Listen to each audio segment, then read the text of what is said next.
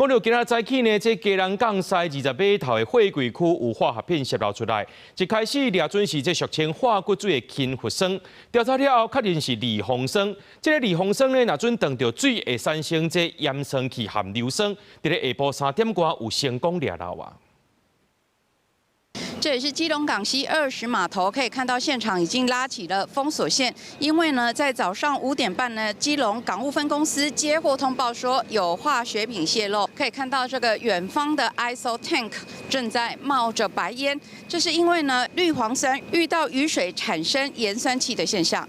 青白煙的 ISO tank 灌釋貨櫃，頂管站是離峰酸，下卡站是紅叫做化骨水的氫氟酸。一開始準是下卡站急毒性的氫氟酸造成的狀況是真緊張。去檢查的工作人員穿防護衫，掛防毒面網，旁麻的封條條，避免偏掉也是接觸危險。好在結果釐清是頂管站的離峰酸漏洩，但是愛安怎掠漏止漏，對工作人員來講嘛，閣是一個挑戰。先把上面的東西打開，確認跑出來的原因是什麼，能解決就趕快解決。因為打開有沒有？它碰到雨水會發會更大煙，因為更大。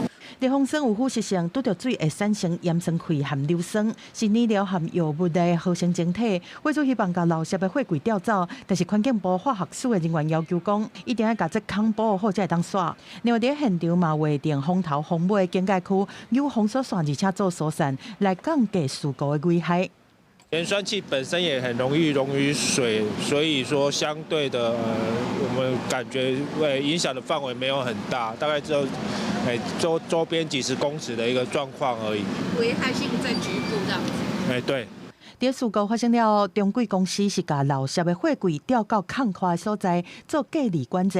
業主是中華化學工業公司，派人員到場來處理。過程中，化學署北區技術小組透過各種偵測器來量測4顆粒鹽酸含揮發性有機物等物質的濃度，攏無檢出。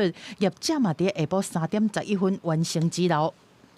記者綜合報道。